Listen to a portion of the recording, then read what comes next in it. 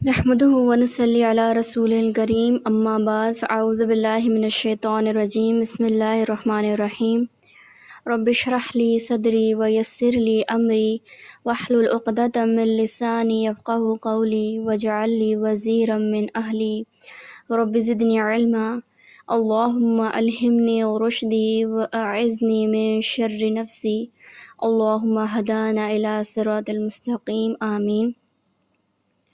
سورہ فاتحہ کی A series of 6 episodes میں خوش آمدید۔ آج ایپیسوڈ نمبر 3 ہے۔ ایک کوئک ریکیپ کر لیتے ہیں۔ الرحمن کا مطلب یہ ہے کہ اللہ کی رحمت ہر ایک پر ہے، انسانوں سے لے کے جانوروں تک، حتیٰ کہ جانور بھی ایک دوسرے کے ساتھ کتنا رحم کا معاملہ کرتے ہیں۔ آپ دیکھتے ہیں کہ ایک شیر ایک بکری کو تو کھا جاتا ہے، مگر وہی شیر اپنے بچے کے ساتھ کتنی محبت کرتا ہے، ایون کتنا پوزیسو ہوتا ہے۔ اللہ سبحانہ و تعالیٰ کی یہ رحمت پوری دنیا چرند پرند ہر ایک پر چھائی ہوئی ہے، جبکہ اللہ کی صفت رحیم کسی خاص بندے پر اللہ کی رحمت کو شو کرتی ہے۔ اور یہ رحمت کن خاص بندوں کو ملتی ہے؟ جو حقیقت میں اللہ کی رحمت کے طلبگار ہوتے ہیں۔ وہ ہر وہ کام کرنے کی کوشش کرتے ہیں جو اللہ سبحانہ و تعالیٰ کو راضی کرے، جو اس کو خوش کرے۔ الحمدللہ رب العالمین الرحمن الرحیم۔ رحمان رحمت عام، جبکہ رحیم رحمت خاص کو شو کرتا ہے۔ اب یہاں ایک بہت ہی اہم بات سمجھنے کی ضرورت ہے۔ قرآن کے شروع ہوتے ہی اللہ کی 2 صفت بیان کی گئی ہیں، الرحمن الرحیم۔ یہ بات کیا ظاہر کرتی ہے؟ یہ بتاتی ہے کہ انسان کبھی بھی اللہ کی رحمت سے مایوس نہ ہو۔ کوئی بھی شخص یہ کبھی نہ سوچے کہ میں تو بہت برا ہوں یا میں بہت بری ہوں، مجھے تو اللہ کبھی معاف نہیں کریں گے۔ I'm so bad, there is no hope for me۔ شاید آپ میں سے کوئی یہ بات سوچ رہا ہو یا کوئی اور آپ سے یہ بات کہے کہ تم قرآن پڑھی ہو یا رہے ہو اتنا سب کچھ کر لینے کے بعد، سیریسلی؟ جیسے اردو زبان میں ایک محاورہ بہت ہی عام بولا جاتا ہے، 900 چوہے کھا کر بلی حج کو چلی۔ نہیں، یہ بات ہمارے دلوں اور دماغ میں شیطان ڈالتا ہے اور ہمیں مایوس کر دیتا ہے۔ اللہ سبحانہ و تعالیٰ تو بہت رحیم ہے، کوئی بھی اس کی رحمت سے کبھی مایوس نہیں ہو سکتا۔ And there is a side note, ابلیس کا مطلب ہوتا ہے مایوسی۔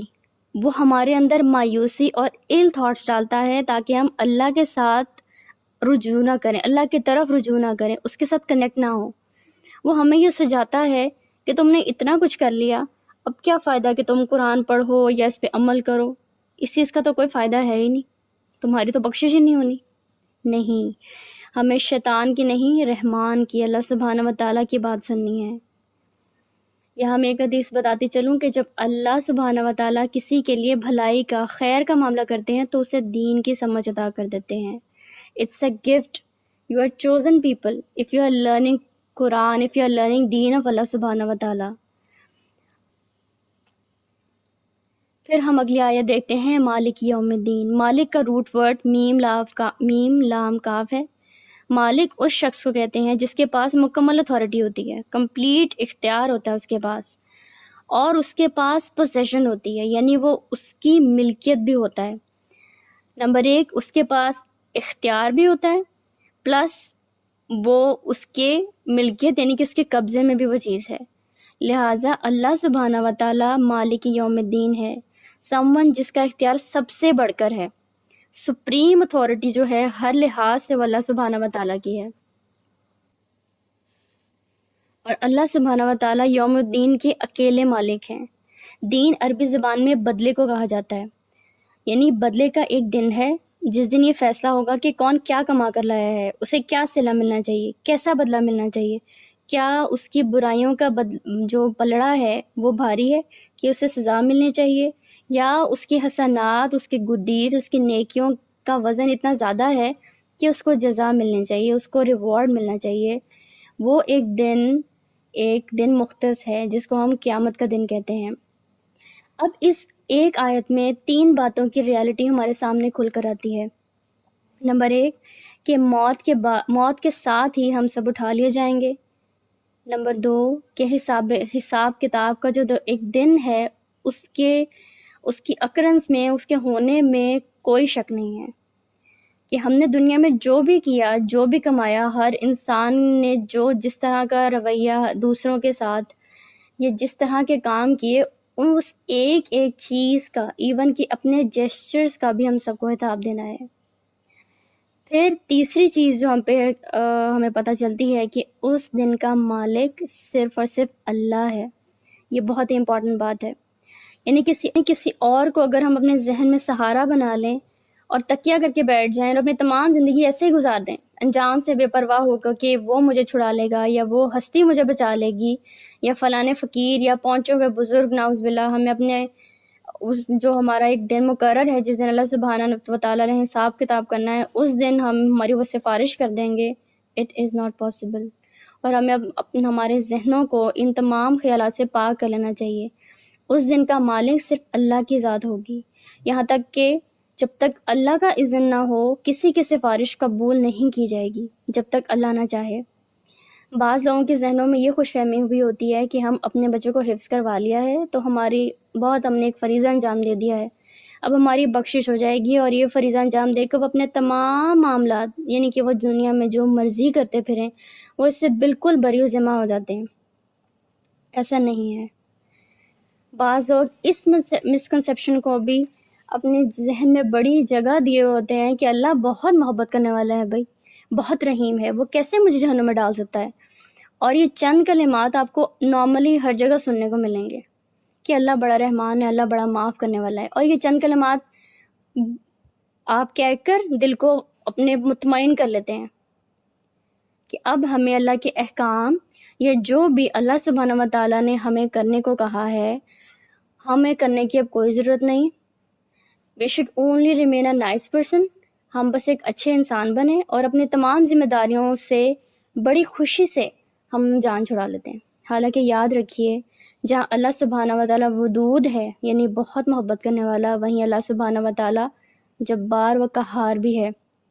اس کو آسان بنانے کے لیے اس طرح سمجھیے کہ ایک اسٹوڈنٹ سارا سال اگر محنت نہ کرے، وقت ضائع کرے اور ہر وقت اپنے استاد کے گن گاتا رہے کہ میرے ٹیچر یا میرے استاد جو ہیں وہ بہت اچھے ہیں، بہت رحم دل ہیں، وہ مجھے پاس کر دیں گے، سچ بتائیے گا کہ کیا وہ طالب علم پاس ہو جائے گا؟ جب دنیا کے معاملے میں ہمیں صاف پتہ ہے کہ ایسا ہرگز ممکن نہیں ہے، تو آخرت کے معاملے میں ہم کس طرح اتنے ریلیکس ہیں، اور اس ہمیشہ کی زندگی کے لیے جہاں موت بھی نہیں ہے اس کے لیے کوئی تیاری نہیں کرتے۔ دنیا کی ڈگری حاصل کرنے کے لیے ہم کبھی اس انسٹیٹیوٹ کبھی دوسرے انسٹیٹیوٹ کی اتنی دوڑ دھوپ کرتے ہیں، اپنے بچے کا اسکول میں داخلہ کروانے کے لیے جگہ جگہ جوتیاں چٹکاتے پھرتے ہیں، ہمارے بچے کا اچھے اسکول میں داخلہ ہو جائے، ہم اس سلسلے میں کتنی محنت کرتے ہیں، ساتھ ہی ساتھ اتنی فیسیں بھی بھرتے ہیں، مگر آخرت کی زندگی کی تیاری کے بارے میں، بچوں کو دین سکھانے کے بارے میں، دنیا میں رہنا بھی سکھاتا ہے، ہم اس کے بارے میں کتنے ریلیکس ہو جاتے ہیں۔ کیا ہمارا ایمان نہیں ہے نعوذ باللہ کہ ہم نے مر کر پھر جی اٹھنا ہے، آخرت میں پوچھ گچھ ہوگی؟ ہم دین کو سمجھنے کے لیے کوشش کریں، ایک کانشیس ایفرٹ کریں جیسے ہم دنیا کے معاملے میں علم حاصل کرنے کے لیے کرتے ہیں۔ اب یہاں آخرت کی زندگی کی حقیقت کو سمجھنے کے لیے ایک بہت ہی عام اور ایک آنکھوں دیکھی مثال ہے، کیونکہ نعوذ باللہ ہم کہتے تو ہیں آخرت کی زندگی کے بارے میں، لیکن ہمیں یقین نہیں ہے دل سے۔ ہم سب اس دنیا میں 9 ماہ کا جو دورانیہ حمل پورا کر کے آتے ہیں، کیا ہم میں سے کوئی اس بات کا انکار کر سکتا ہے کہ ایسا نہیں ہوا؟ حالانکہ ہمیں وہ وقت یاد بھی نہیں ہے، دیکھا بھی نہیں، اس وقت کی فیلنگ سب کچھ بھی یاد نہیں ہے، مگر وہ جو 9 منتھس کی ڈیوریشن تھی جو ہم نے اپنے ماں کے پیٹ میں مکمل کی ہے، اٹ ہیز ریئلی ہیپن۔ اسی طرح آخرت بھی ایک اٹل حقیقت ہے جو ہم نے فیل نہیں کی، ایکسپیرینس نہیں کی، مگر ہوگی، اور اس کے بارے میں واضح ہمیں جو ہے قرآن حکیم میں پتہ چلتا ہے، جس کا مالک صرف اور صرف اللہ سبحانہ و تعالیٰ کی ذات واحد ہے۔ کوئی بزرگ، کوئی فقیر یا آستانہ، کوئی بھی کچھ نہیں کر سکتا اس دن، سب کو اپنی پڑی ہوگی۔ یہ صرف اللہ سبحانہ و تعالیٰ کی رحمت ہی ہوگی کہ وہ ہمیں اس دن ہمیں کامیابی عطا کرے۔ شیطان بھی اس دن بھاگ دوڑے گا اور کہے گا کہ میں نے تو ایک غلط خیال انسان کے دل میں ڈالا تھا، چل کر تو یہ بندہ خود گیا تھا اور اس نے یہ کام کیا، میں تو اس کو کھینچ کرنے لے کر گیا تھا۔ شیطان تو بس ہمارے دماغ میں ایک وسوسہ ڈال کر چھوڑ دیتا ہے، کرتے تو ہم خود ہیں اپنے ہاتھوں سے۔ لہٰذا سب سے بری پیروی جس چیز کو ہم فالو کرتے ہیں وہ نفس کی پیروی ہے۔ ہم صرف یہ سمجھتے ہیں کہ الحمدللہ مسلمان ہیں، ہم بتوں کی پیروی نہیں کرتے جیسے ہندو کرتے ہیں اور باقی مذاہب ہیں، حالانکہ نفس ایسا بت ہے جس کی ہم بڑے ہی خوش دلی کے ساتھ پیروی کرتے ہیں، جو جی میں آئے کر گزرتے ہیں، اس سے لاپرواہ ہو گئے کہ اس کا انجام کیا ہوگا۔ لہٰذا ہمیں اللہ سبحانہ و تعالیٰ سے اپنے معاملات ٹھیک کرنے کی ضرورت ہے۔